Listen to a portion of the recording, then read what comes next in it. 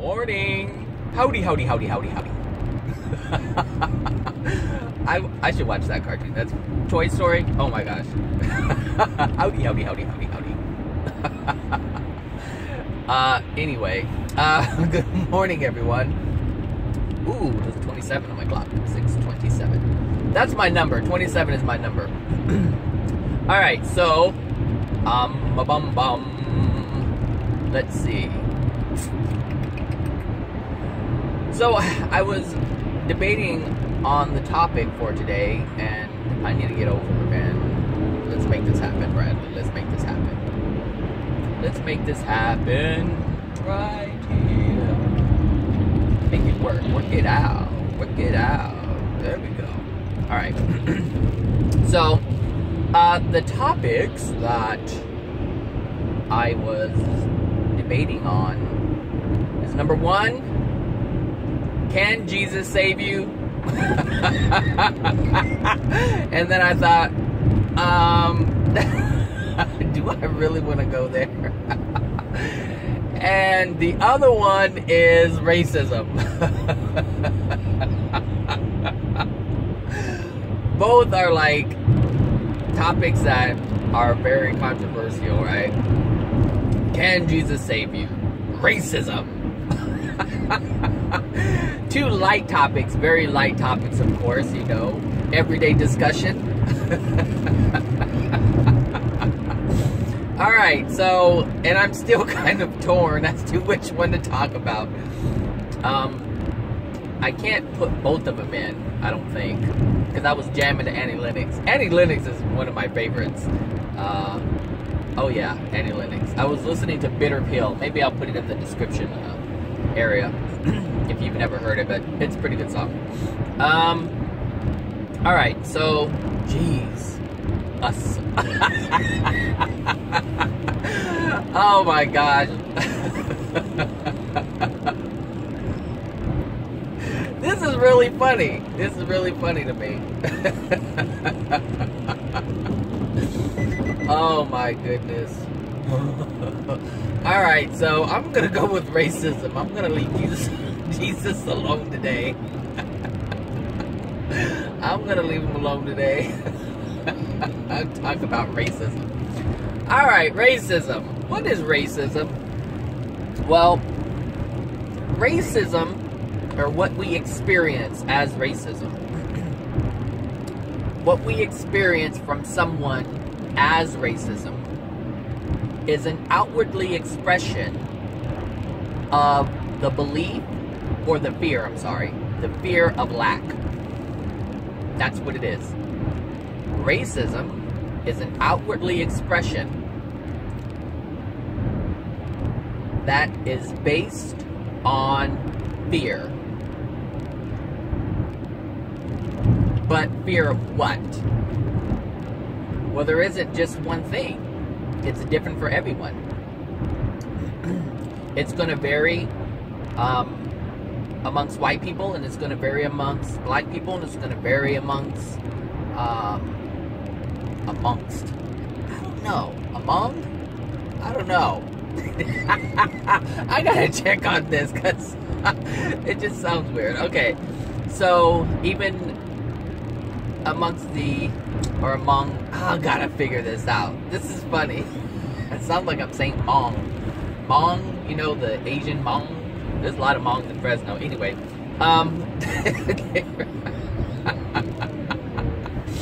all right, so it just varies amongst the various people, cultures, races, whatever you want to call them. It just varies. So, and the reason why this was even a thought, like, I don't know, I guess you're doing the speed limit, which means I'm going faster than the speed limit. Let me slow it down. All right, so racism wasn't a topic that came into my mind because of someone who was white. It actually came up because of someone who was black. And they don't know that they're a racist. They don't know. They don't know. And this person teaches. This person teaches children. And it was really interesting because anything that is racist is unloving. This is why I always say, if you want to gauge how your actions are being expressed, how your thoughts are being developed in your mind, the feelings that you're having towards someone or yourself, ask yourself, is it loving or unloving? See, we say things all the time, and we don't think about where it comes from. We don't think about, is it loving or unloving? And if we do, like if we really want to express verbally or express through feeling or whatever it is, however you want to express yourself, if you do acknowledge that it is unloving, meaning you say, because most people don't say, is that loving or unloving? I mean, I do. That's how I operate. I ask myself, is that loving or unloving? Because that's really simple. It's really simple. You don't have to get into too much, is it right or wrong? Because once you start getting into right or wrong, then you start making justifications for it. And this is why I don't use right or wrong. Because it's not an absolute. So it's either something is unloving or something is loving. And if you even have to ask for if you have to justify what you're doing in order to tell yourself that it is loving, then it's not loving. Because love needs no justification whatsoever. None whatsoever. So, remember that. Just remember that. Love or the lack of it. Where is it coming from? So, there was this one teaching thing, and there were children involved, and they were doing a play, like a skit, and the skit was, it had something to do with some oh my gosh, who was it? It was an interaction with some, I think like Martin Luther King, some other black people, Carter, and interacting with white people. And so it was basically a history lesson of what had really taken place between these African Americans and Europeans, or black and Europeans. And so they had like these masks on their face. I don't remember who the masks were. I don't remember who the masks were of, but the little kids were holding it in front of their faces, and they were doing their little skit, their little role. And the word whitey came out, and it shocked me. I was like, oh my gosh. I was like, and I understand it was a reenactment of what was taking place. But when I heard the word whitey, I'm like, whoa. Because that's really deep. It's really deep, but obviously the person who was teaching didn't think it was deep. And of course the children had no idea what the heck was going on, because they were just being led by their teacher, by their instructor. And so they were doing the little skit, and I heard whitey, and I just thought, oh my gosh, if anybody black heard white kids doing a skit and they said Negro or boy or anything else that was other than what their name was, they would have a flipping fit. Like, they would lose their damn minds. And so this is, and it's funny because this person also talks about hypocrisy. And if this isn't hypocritical, I don't know what is. It's like, so when we're talking about, here's the thing about black history. Why black history is taught. Or I should say how it's taught. Because how it's taught really depends on where it's coming from. But just like white people will deny that they're racist, but yet they would do racist things, black people are also racist and deny it.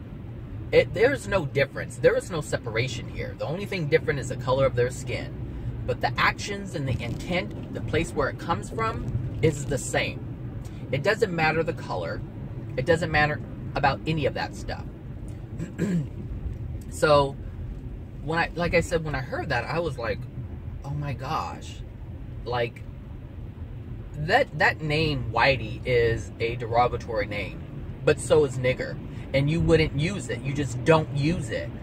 And so, the thing is, going back to the Black History thing. When Black History is taught, you can teach it from a place of understanding what has taken place. Just in neutral. Just have some kind of neutrality about it. But, but when you come from a place of hurt, a place of pain, a place of fear, a place of lack, then it's something completely different. And you know by the way it's being presented, where it's coming from. You know, when you start saying things like, okay, so, I mean, it's no secret that black people were slaves and that they were taken from their country and brought here and sold and beaten and raped and all kinds of different things, ripped away from their families. These are things that actually happened. Now, you can look at it as events that have taken place, but what happens a lot of the times is that's not how it's received. It's looked at. It may be looked at that way by other races, but for blacks, when you're talking about history like that, it's a very emotional topic. And since it's an emotional topic, you're going to teach, if you are teaching, you're going to teach from an emotional place. And depending on the emotions that are running through you will determine how you teach others. So, like, when it comes to Black history, I don't have any hatred towards Europeans. I don't have any hatred towards Jews, and Jews are the ones that actually started the whole transatlantic slave trade. It wasn't the Europeans, it was the Jews. The Jews are the ones who actually sold the slaves to the Europeans. But then we get into the Jews and the authentic Jews, the real Jews, and then those who have claimed to be Jews, and that's a totally different story.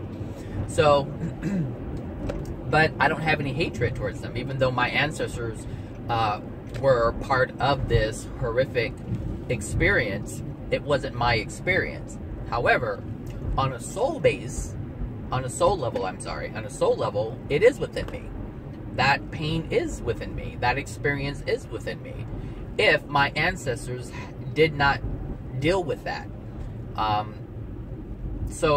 And I don't know if they did. I don't know my ancestors. I recently met my family not too long ago, and there are issues with race. It just is. So I don't know. I just don't know. I don't know. But what I do know is when you're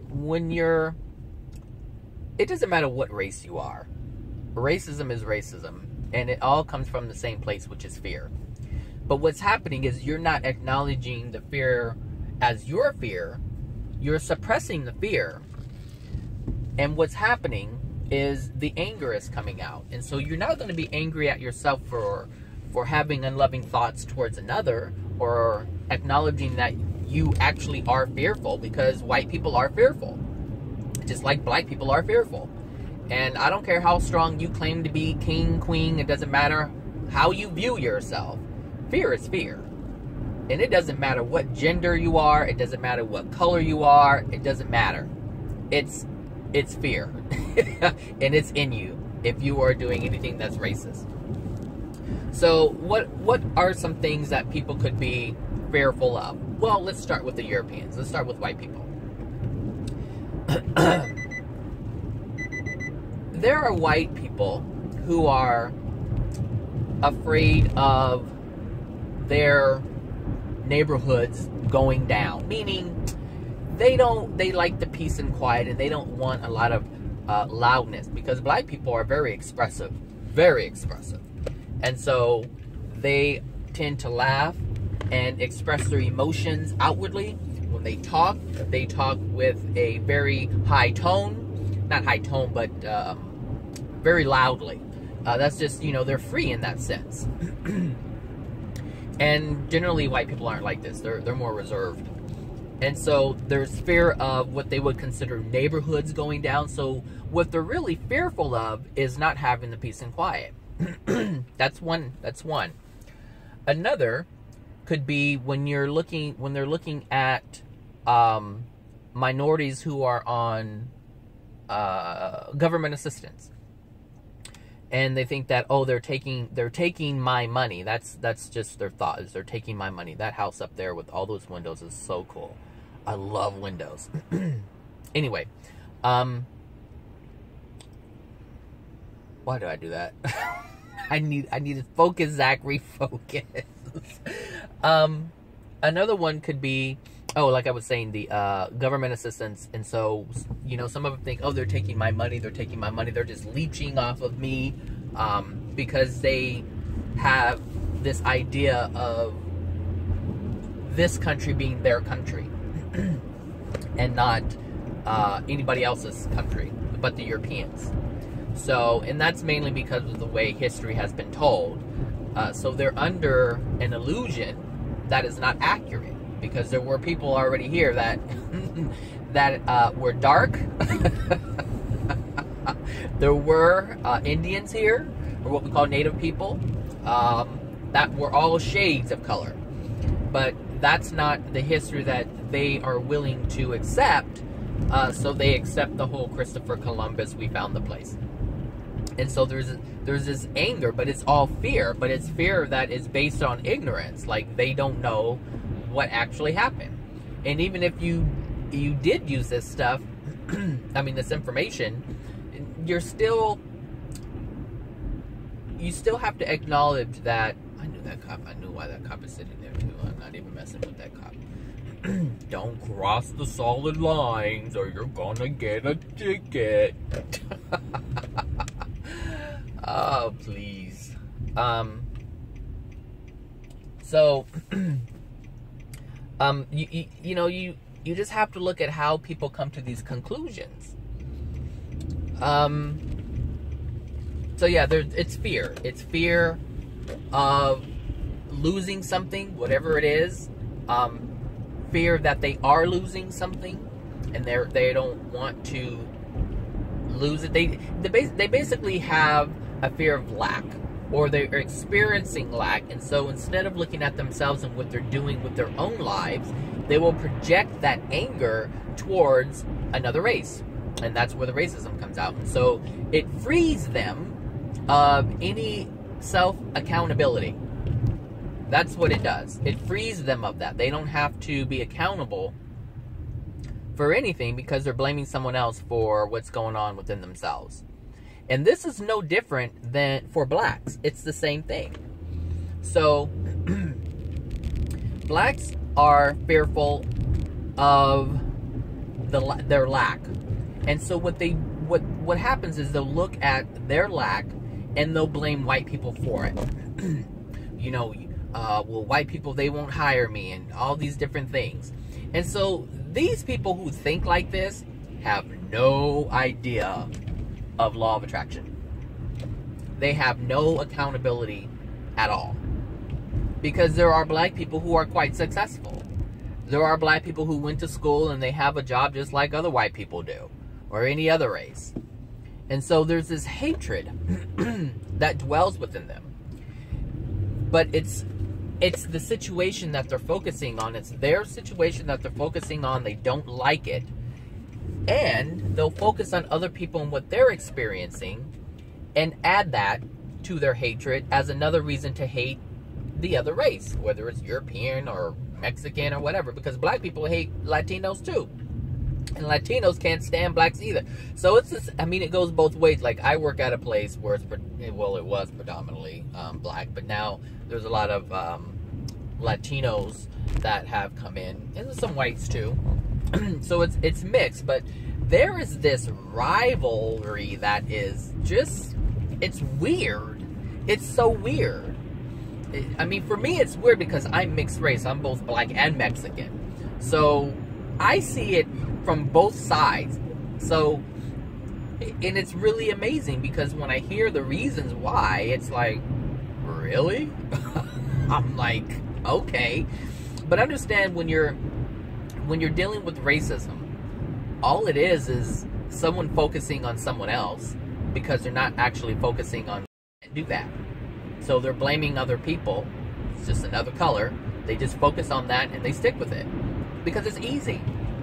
It's easy to say that I don't have anything because the blacks are taking all the wealth, taking all the government money. It's easy to say that, the reason why I don't have a job is because black people. Well, I don't know how that. I guess they're taking jobs. I don't know that. I mean, that's what the thought was, or it could be because some white people do think that I can't get a job because of affirmative action. Well, really? So, if you focus on the physical, if you focus on these things, then you'll always come up with some kind of justification to do something that's unloving or a justification to hate. But understand what it really is. It's a fear. It's based on fear. And it's something that you're fearing and it's within you and you're not wanting to deal with it. So you're projecting it upon someone else. And that's what it is. That's really what racism is. But it does come in from all colors. But going back to the person I was talking about, the whole whitey thing, it really blew my mind. I was like, why would you teach because the whole what was it? Not teaching experience, but the whole reason why this person claims to be teaching is to empower the children, African American children, to empower them to so they know their history and know where they come from. And I can understand that since the history of African Americans was basically ripped away, and so the things that black people know about themselves isn't really accurate, or it's not complete, because there's a lot of things that are talked about, like slavery and things like that, and this is why it keeps coming up in media. This is why it's always brought up as topics, like on TV shows and magazines and things like that, because they're focusing on the negative aspect of the history of black people in this country and in other countries, but mainly in this country. But that brings up something. It brings up feelings. It brings up emotions. And so when people learn the truth of what actually happened, like the true accounts of the events that have taken place, now they're angry. They're angry because now they're finding out that what has been taught, they will say lies. Some of them are untruths that are being told. But they get very angry and they teach from this place. And when you teach from this place, you are teaching from a place of anger and hatred, and you instill that into those who you are teaching. And when they're children, you are creating a monster, and you don't even know it, because now that hatred is being transferred into them, and they don't even know. The children don't know. They don't know this. They don't know this. I grew up, and what I was told about white people were that they were blue-eyed devils. That's what I was taught growing up. Blue-eyed, don't trust them, they're blue-eyed devils. I've never had any bad experience from anybody who's white. I just haven't. I don't know what's going on here. So, it was really interesting how I was brought up like that, with that description of what Europeans are. And some of my best friends have been white. They've been European. And so it's just, when you're, but the thing, let me also say this. Since I was brought up with that description of what white people are, blue-eyed devils, I had a certain perception about them. like not trust them, always watch. But you're supposed to do that with everybody. You're supposed to use discernment with everyone. You're supposed to be aware and conscious of everyone who is around you. White, black, Hispanic, Asian, it doesn't matter who it is, because evil resides in all colors. It doesn't care. If you're willing to accept it into your heart, if you're willing to accept that into your soul, then that's going to be the expression. It doesn't matter the color. But what happens is, when someone is experiencing lack, if they don't know anything about energy, if they don't know anything about their soul, if they don't know anything about emotional injuries, if they don't know anything about the non-physical, they can only look at the physical. And these people are ignorant in that respect, in terms of knowing anything outside of the physical. They just are. They're ignorant. I mean, I'm not being rude, but you lack knowledge that is causing you to think in a way that is allowing this hatred to dwell within you. And then you you cloak it with, oh, I'm just teaching my children history. Well, yeah, you are teaching history, but it's coming from a place of anger. It really makes you angry that these things happen to your ancestors. Not even realizing that they are your ancestors. They are not you. But one has to understand that when we are born, when we are conceived, not born, but when we are conceived, everything that they experience is transferred within us. And so yesterday's video, I had mentioned that, well, I have my key. Well, I have to have my key. Do I have my key? I have to have my key if I started my car, but all right. Anyway, dang it, I didn't sit on the little circle. Oh God.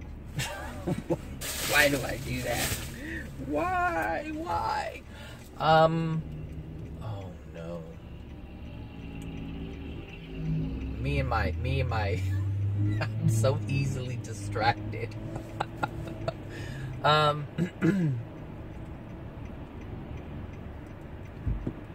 know I was talking about ignorance. And when you don't know these things, you only create from that place. I don't know. I don't know where I left off. Oh my gosh. Rewind. Anyway, it is really important to be mindful. Oh, the soul transferring. Okay, so their ancestors are already within them. So the anger and the pain, all of that, I should say, the emotional injuries, were transferred to us. So if my ancestors were slaves, then, and they didn't deal with those emotional injuries, then they are within me as well. So you have to understand. You don't have to understand anything. I keep saying you have to understand, but you really don't. You have your free will to continue doing what it is that you're doing. I'm right on time, because here come that Mack truck again. Like clockwork, baby, like clockwork. We have the power to, oh, the last video, we have the power to take this energy, this hurt, this pain, and transform it. So if you feel pain, if your ancestors felt pain, if they experienced darkness, events that were harmful, then it would be in your best interest to learn about energy, to learn about you, to learn about your soul, so that you can take this energy, grab onto it, manipulate it, and send it out into something that is much more positive. That's how you change the course of events for yourself and our children of all races. It doesn't matter whether you're black or European or whatever. If you change it, the world will be so much better. But as long as you keep dwelling on the stuff that happened many years ago, you're going to keep experiencing it. So if your belief is, I have to teach my kids to, or the children, to protect themselves from these people or else this is going to happen, I guarantee you that what you're trying to protect them from is going to happen. It's going to happen.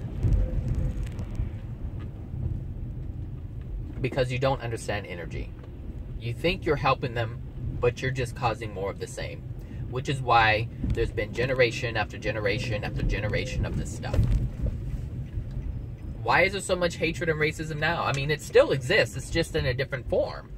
But why is it still here? Well, because the same things are being taught. Watch out, protect yourself, don't trust. There's no love. No love. I need to find my key. I need to get in the office. Anyway, that's racism. It's lack. People are scared. And they don't want to accept the reasons why that they have fear. And so they're projecting it upon someone else who's a different color. Boom. Simple. That's what racism is. So get it together, people. You are loved. Bye now.